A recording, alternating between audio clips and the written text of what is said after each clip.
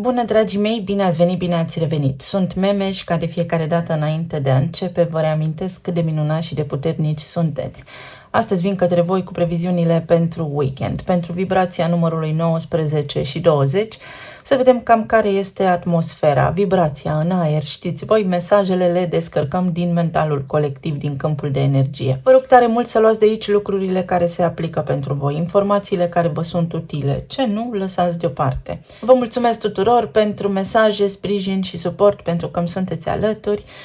Să vedem despre ce este vorba. Cu iertare, clipul pentru luna plină a durat foarte mult. Să se încarce pe YouTube-ul, îl postez oricum pentru că am lucrat foarte mult timp la el, pentru că nu se aplică doar pentru data de 14, pentru că eliberarea se întâmplă treptat. Noi suntem în plin proces de transformare și consider că informațiile pe care le-am dezvăluit în emisiunea despre luna plină din Berbec pot fi foarte utile.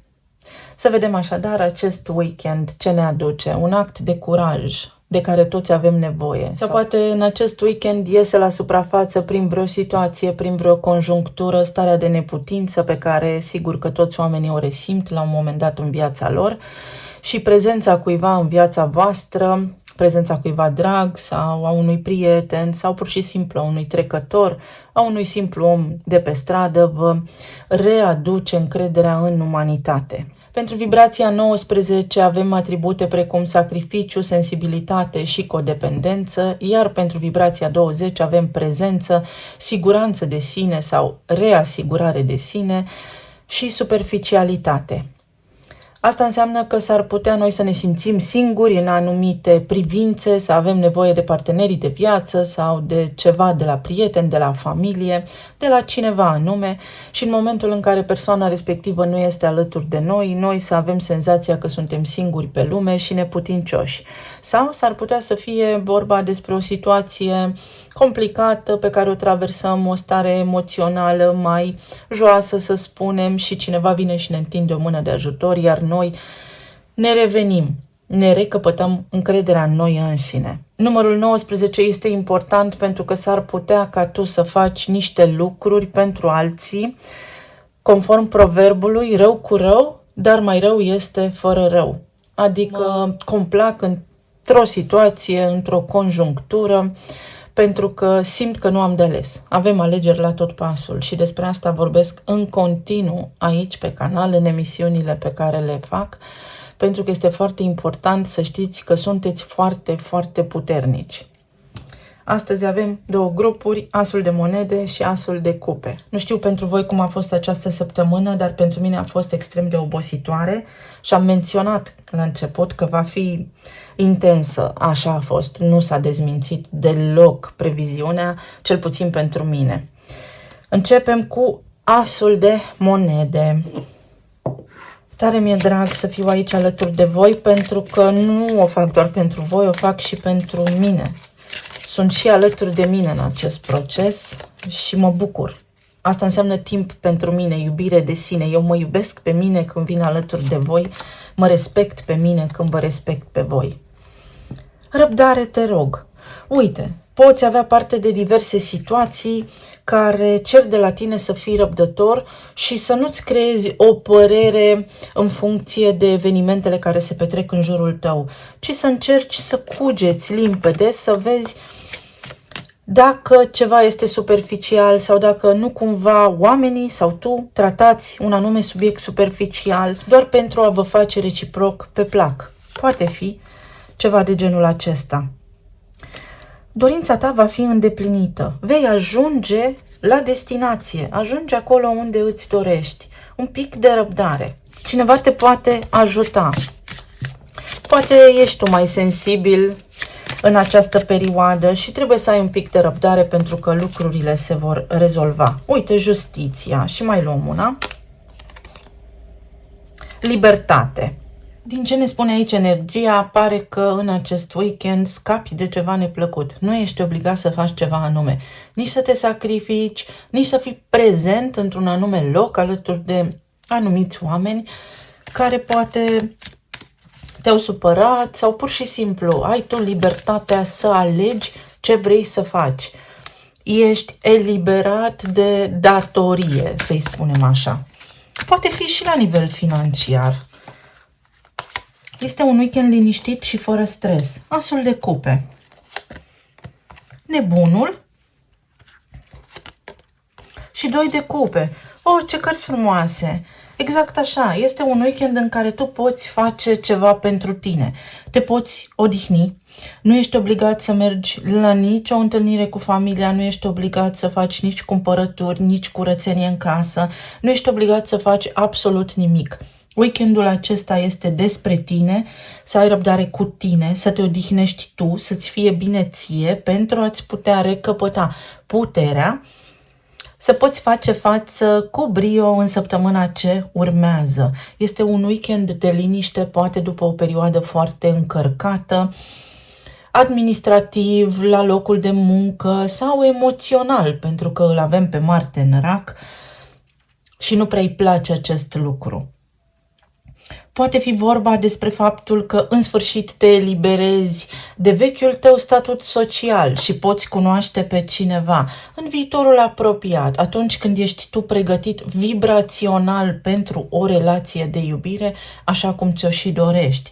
Poate fi vorba despre faptul că ai un weekend liber, poți merge undeva, poți pleca la drum. Poate fi vorba despre o vizită surpriză a cuiva, a copiilor tăi, mai ales dacă nu vă vedeți foarte des și în permanență aveți tot felul de blocaje în a vă revedea unii cu ceilalți. Poate fi vorba despre un weekend optimist, pentru că avem și așa ceva, chiar dacă lumea asta este întoarsă pe dos și plină de fel și fel de situații. Uite că în acest weekend te poți simți un pic mai bine, nu știu, faci ceva ce este pe placul tău în totalitate. În zona de relații, este un weekend în care tu și partenerul tău fie vă dați pace reciproc și nu aveți niciun fel de așteptare unul de la celălalt, fie vă înțelegeți de minune și asta vă aduce vouă foarte multă bucurie. Faceți ceva atipic, ceva care are sensibilitate, ceva care este de suflet față de alte weekenduri în care a trebuit să faceți ceva anume. În zilele ce urmează nu trebuie să faceți nimic. Practic, asta vă spune energia, că aveți cale liberă să vă simțiți bine. 9 de cupe, uite, dorința ta. O întâlnire cu prietenii, poate mergeți la un eveniment, poate pur și simplu prindeți încredere, se instaurează în sufletul vostru o vibrație bună, speranță, încredere, credință, stare de bine, o emoție foarte puternică care are la bază certitudinea că ceva bun se întâmplă, că ceva bun veți putea rezolva, că veți putea intra în contact cu persoana pe care o iubiți. Poate aflați niște vești că cineva se eliberează de o povară și acum aveți cale liberă să faceți ceea ce doriți să vă faceți pe plac. Poate fi un weekend, să știți, pentru răsfăț, pentru cumpărături, pentru revederea cu cineva drag. Și roata destinului, talismanul norocos. Ori mergeți la o zi de naștere, ori pur și simplu este un weekend bun și atunci când, uite, ni se întâmplă și lucruri bune, parcă nu ne vine să credem, tot căutăm să înțelegem dacă este așa sau nu. Energia vă spune clar, chiar și la nivel profesional, la nivel financiar, că există o modalitate și că vă reveniți, că puteți reuși ceva anume. Nu trebuie să mai depindeți de anumiți factori din exteriorul vostru și nu trebuie să vă mai stresați pentru ceea ce nu puteați voi realiza anterior.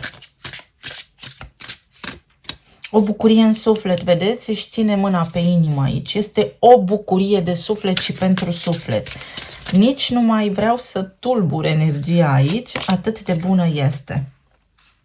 Luminița de la capătul tunelului. Chiar este un weekend bun, vă puteți face pe plac, puteți mânca ceva foarte bun, vă puteți simți mai bine la nivel de sănătate. Pur și simplu este o eliberare. Parcă a fost așa agitație de-a lungul săptămânii și ajungeți acum la sfârșit de săptămână și respirați ușurați. Unii dintre voi să știți că puteți afla o veste la care nu vă gândeați, se poate soluționa ceva ce nu sperați că se rezolvă, puteți auzi ceva ce nu credeați vreodată că puteți auzi din gura cuiva. Extraordinar de bună este energia. Chestiuni legale, pot fi lucruri care au legătură cu revenire, regăsire, pot fi lucruri care au legătură cu studiile, citiți ceva, poate fi ceva legat de justiție, de lege, ceva bun vă restaurează vouă încrederea în voi înșivă și în viață, în tot ceea ce se întâmplă în jurul vostru. Să vedem ce ne spun și talismanele.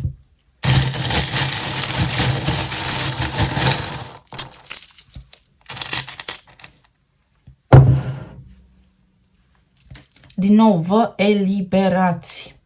Uite, vă eliberați, simțiți că puteți face niște lucruri, scăpați de niște constrângeri. Pur și simplu scăpați de niște constrângeri și puteți avea parte și o surpriză. Aici aveți noroc. Se întâmplă ceva foarte bun pentru fiecare dintre voi. Nu trebuie să fie surpriză cu fanfară, dar este ceva foarte bun. Nu știu, mergeți la cumpărături și produsul care vă place este acum la reducere. Pentru voi, în acest moment, acel lucru vă ridică vibrația. Lucrurile mărunte ne țin pe noi în viață. Avem aici, uitați cât de frumos este, un porcușor care zboară, vedeți? Zburdăm de bucurie. Ori este o deplasare, o mini-vacanță, ceva vă dă vouă aripi să zburați în acest weekend și încredere foarte mare în voi înșivă. Ceva noutăți, gânduri pe care le-ați avut, acum prind contur. Cineva vă salută sau vine către voi. Comunicare care a fost întreruptă se poate relua. O întâlnire din întâmplare care vă face foarte mult bine. Există acolo un factor care poate schimba ceva foarte important. Aveți control asupra timpului vostru. Aveți timp să faceți ceva. Puteți face ceva. Sau poate vă încărcați pur și simplu bateriile. Din nou acest element al naturalului. Vă vindecați, vă simțiți mai bine, poate ați fost răciți sau sunteți undeva în străinătate alături de niște oameni care vă iubesc, vă face vouă bine acest weekend. Uite, o inimă plină și este o inimă vindecată, o bucurie mare, un lucru fertil. Faceți voi niște lucruri sau ar trebui să încercați să vă faceți voi viața mai frumoasă. Dacă în acest weekend sunteți optimiști, cel mai probabil în perioada ce urmează veți avea parte de lucruri fabuloase, fantastice, pentru că omul își face soarta cu mâna sa. Unii dintre voi s-ar putea să aflați de o sarcină, vă vizitează nepoții, ceva de genul acesta. Uite, capacitatea să ieși dintr-o încurcătură sau pur și simplu ieși în oraș.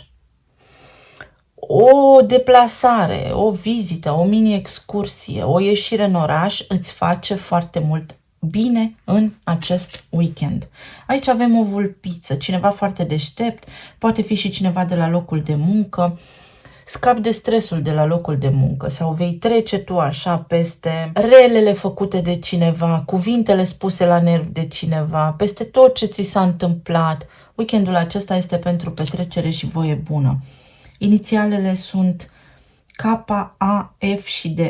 Dispare ceva, vă îndepărtați de un sacrificiu, de o codependență, de o constrângere. K este focul cosmic, electricitatea.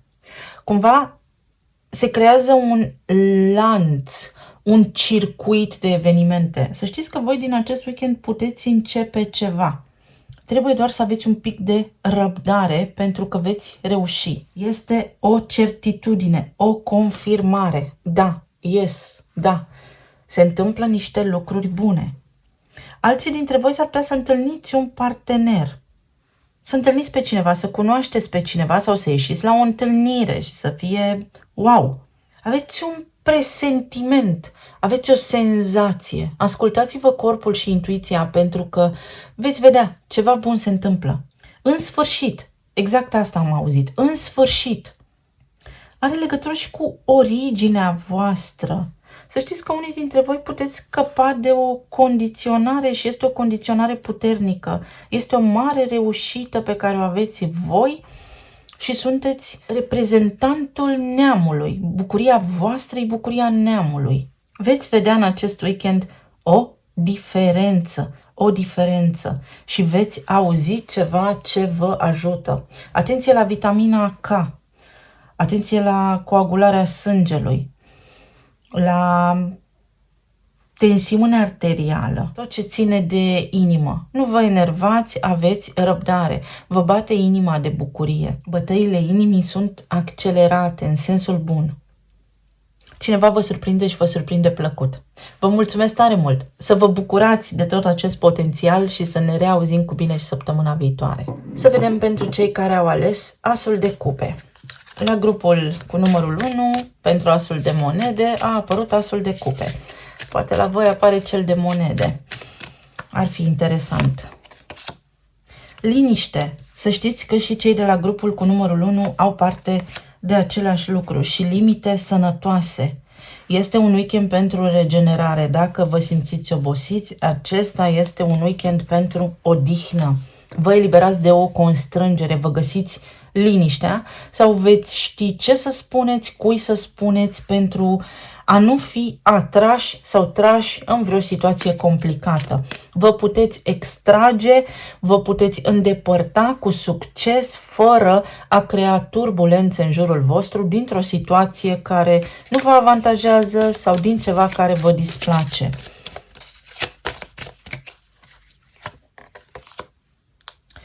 Ceva legat de locul de muncă, ceva legat de business sau de tranzacții.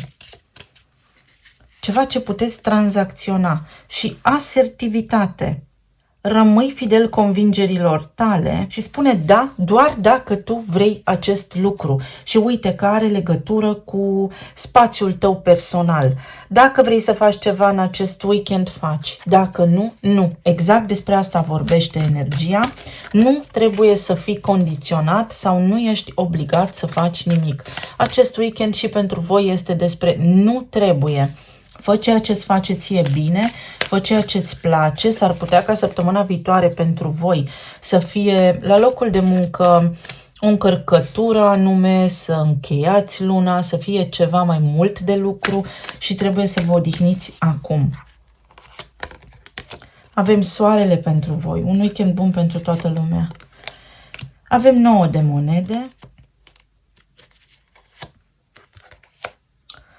Pajul de cupe și cavalerul de cupe. Se întâmplă ceva bun și pentru voi în acest weekend. În primul rând veți fi cumva în mijlocul familiei, alături de copiii voștri. Poate unii dintre voi lăsați copiii la bunici și aveți voi libertatea să vă ocupați de lucruri, de treburi administrative. Alții dintre voi puteți afla despre intenția cuiva în ceea ce vă privește. Există aici o persoană care poate vă presează pe voi, vă curtează pe voi și voi nu vreți să intrați într-o relație cu această persoană, sau poate fi vorba despre faptul că nu trebuie să insistați, că nu trebuie să vă mai gândiți la conceptul de relație ca la ceva ce trebuie neapărat, pentru că voi sunteți perfecți așa cum sunteți, indiferent dacă sunteți singuri sau într-o relație. Nu vă lăsați definiți de aceste concepte inventate de societate. Poate fi vorba despre vizita unui copil, poate fi vorba despre o reușită a copiilor voștri sau despre voi înșivă. Este un weekend în care să ai grijă de tine și să faci ceva bun pentru tine și pentru sufletul tău. Liniștea ta contează. Dacă tu ești liniștit și ceilalți vor fi. În legătură cu banii, în legătură cu planul financiar, aveți niște planuri care par a fi ceea ce trebuie pentru contextul vostru actual acum. Aveți un pic de răbdare și încercați să tranzacționați ceva în avantajul vostru. Poate fi vorba despre planuri noi, despre căutarea unui nou loc de muncă, iar energia vă transmite că da, se poate și că trebuie să știți exact ce vreți și să vă apreciați efortul, timpul corect. În zona sănătății, este un weekend în care trebuie să ai grijă de tine și să faci ceea ce trebuie, ceea ce este necesar pentru corpul tău, pentru a nu ajunge să depinzi de pastile, de doctor și așa mai departe. Fă ceva preventiv, ai grijă de tine pentru a nu ajunge la epuizare. Poate fi nașterea unui copil în acest weekend, să auziți despre o sarcină sau să faceți niște lucruri care au legătură cu familia, cu neamul vostru. Cineva care este singur te curtează sau afli acum vești că cineva este singur, o persoană de care poate te-ai despărțit și te încântă acest lucru, doar că trebuie să știi de această dată ce ai de făcut și cum te poziționezi în această relație pentru a nu intra din nou în acea frecvență a codependenței. Este un weekend în care să te prețuiești pe tine și vom vedea în săptămâna ce urmează de ce energia ne ajută în acest weekend să ne regenerăm pentru a putea face față evenimentelor ce urmează. Foarte bună energia, foarte, foarte bună. Este o confirmare, primiți o confirmare, este o certitudine, o reasigurare a unei povești. Dacă sunteți deja într-o relație, nu aveți de ce să vă îngrijorați. Acest weekend nu este despre a vă îngrijora. Poate trebuia să vă întâlniți și nu se mai poate pentru că partenerul sau partenera trebuie să fie undeva, dar vouă acel timp vă priește pentru că aveți ocazia să faceți alte lucruri bune pentru voi. O carte albă, ce interesant, elementul de surpriză. O surpriză care are legătură și cu sănătatea voastră, are legătură și cu banii voștri, are legătură și cu niște vești pe care le puteți primi din partea cuiva. Aici este spânzuratul care spune ai răbdare. Și la celălalt grup a ieșit același lucru. Vedeți cum lucrează puterea colectivului, mentalul colectiv ne transmite același mesaj în acest context pentru weekend. Ai răbdare, vei avea parte de niște surprize. Nu trebuie să te frămânți de acum pentru ceea ce urmează. Ce nu știi, nu te doare. Trăiește în momentul prezent și vezi că mai există o cale. Vezi că ești iubit, iubește-te tu sau vezi că, deși nu ai putut afla, deși nu știi ceva sigur, există o confirmare că tu ești iubit, că lucrurile sunt bune și favorabile pentru tine. Și aici avem 6 de monede. Un weekend de liniște și un weekend pentru treburi administrative. Este un weekend în care nu depinzi de nimeni și de nimic sau dacă ai vreo situație de viață complicată, energia îți transmite. Nu depinzi de nimeni și de nimic. Nu te da bătut pentru că tu nu rămâi pe din afară. Nu rămâi nici fără bani, nu rămâi nici fără casă. Este foarte adevărat că acum poate situația pare complicată, dar există o soluție și o vei găsi. Ai un pic de răbdare pentru că vei putea să optezi pentru ceva anume, vei avea de unde să alegi. La nivel de sănătate, atenție la sistemul limfatic. Atât. Sistemul limfatic care poate nu a filtrat foarte bine toxinele, atenție la conflicte emoționale, atenție la conflicte care vă pot declanșa diverse simptome în corpul fizic. Avem casa a 6-a, atenție la stomac, nu vă stresați. Toată sănătatea noastră pleacă din stomac. Aveți grijă să nu vă declanșați diverse simptome. Toamna. În această toamnă voi vă veți elibera. Acum, în timp ce noi vorbim, numărul 21, la 21 de grade s-a petrecut luna plină din Berbec, care este lângă nodul nord și care am spus că vorbește despre vitejie și control. Te poți elibera, trebuie să ai curaj. Ieși din povestea asta de viață, nu rămâi aici, iar lucrurile se vor echilibra pentru tine. Ai un pic de răbdare și ia-o încet, încet, puțin câte puțin, vei vedea lumina de la capătul tunelului, soarele. Vei vedea că reușești. Chiar dacă acum nu știi, chiar dacă acum nu ai nimic, chiar dacă acum nu ai o certitudine, energia te asigură, te reasigură că ești bine și că ești iubit. Uite, 9 de monede înseamnă sunt mulțumit de viața mea, sunt bine așa cum sunt. Trebuie să am încredere că sunt bine și bine voi fi. Nu te lăsa controlat de pesimism și de gândurile tale care te pot deprima. Fii optimist, vei vedea că lucrurile se îmbunătățesc. Ai încredere în intuiția ta, aici canapeaua este verde, este iubire. Centrul inimii, vei putea genera lucruri bune pentru tine și iubire și tot ceea ce ai tu nevoie. Cineva vine cu o ofertă pentru tine avantajoasă. Vei ieși dintr-un impas. Foarte bună energia. Să vedem ce ne spun și talismanele.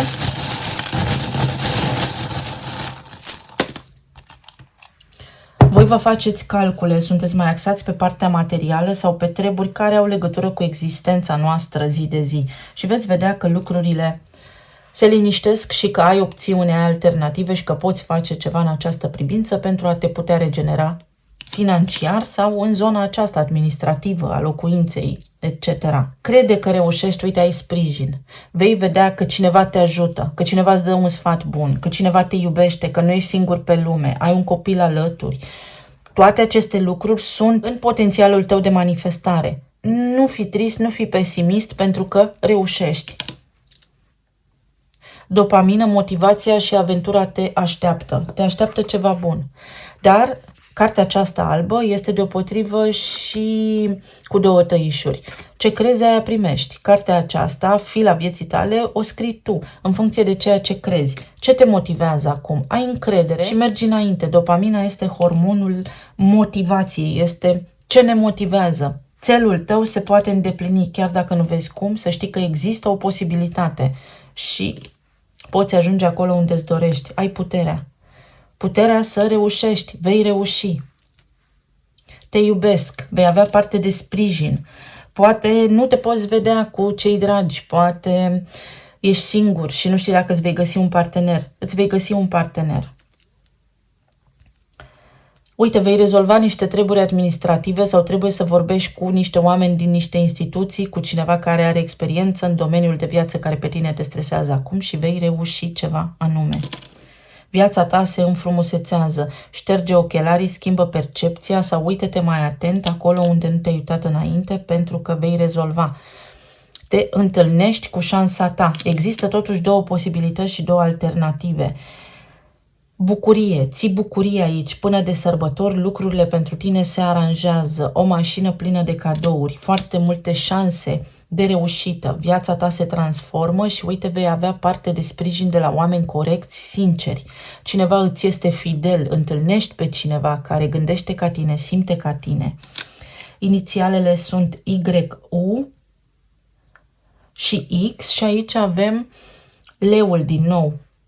Marte va intra în leu în anul ce urmează. Acum Marte este în rac și s-ar putea să te facă mai emoțional, poate mai fricos pe locuri sau mai neîncrezător. Dar tu reușești și vei fi felicitat.